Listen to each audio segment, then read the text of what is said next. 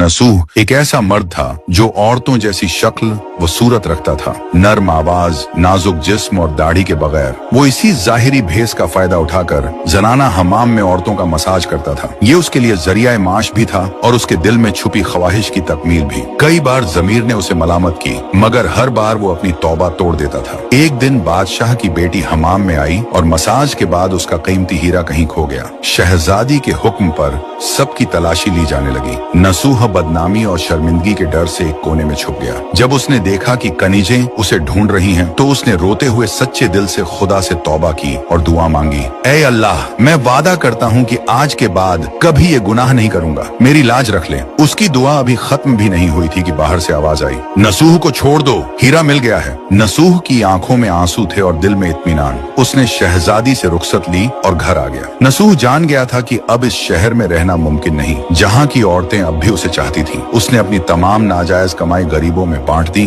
और शहर छोड़कर एक वीरान पहाड़ी पर चला गया। वहाँ वो अल्लाह की इबादत में मशगूल हो गया। एक दिन उसे एक भैंस नजर आई जो घास चर रही थी। उसने सोचा कि ये किसी चरवाहे की होगी और जब तक उसका मालिक न आए वो इसकी देखभाल करेगा। कुछ दिन बाद एक तिजारती काफिला रास्ता भूलकर वहाँ पहुंचा। प्यास की शिद्दत से निढाल ताजिरों को नसूह ने अपनी भैंस का दूध पिलाया और सबको सैराब कर दिया। नसूह के अच्छे अखलाकन से मुतासिर होकर ताजिरों ने जाते हुए उसे बहुत सारा माल बतौर तोहफा दिया। नसूह ने इन पैसों से वहाँ एक कुआं खुदवा दिया। आहिस्ता आहिस्ता उस कुएं के इर्द गिर्द लोग बसने लगे और इमारतें बनने लगी।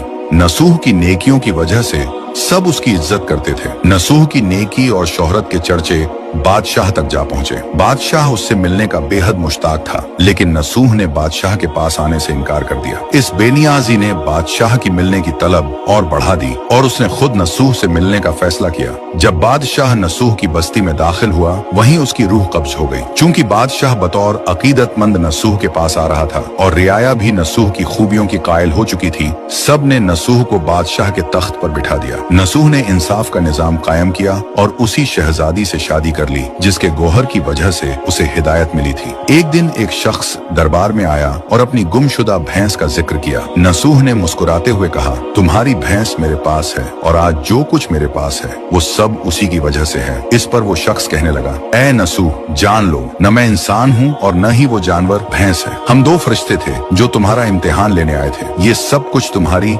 सच्ची तौबा का नतीजा है। ये कहकर वो दोनों फरिश्ते नजरों से गायब हो गए। इसी वजह से सच्चे दिल से की गई तौबा को तौबा नसूह कहते हैं।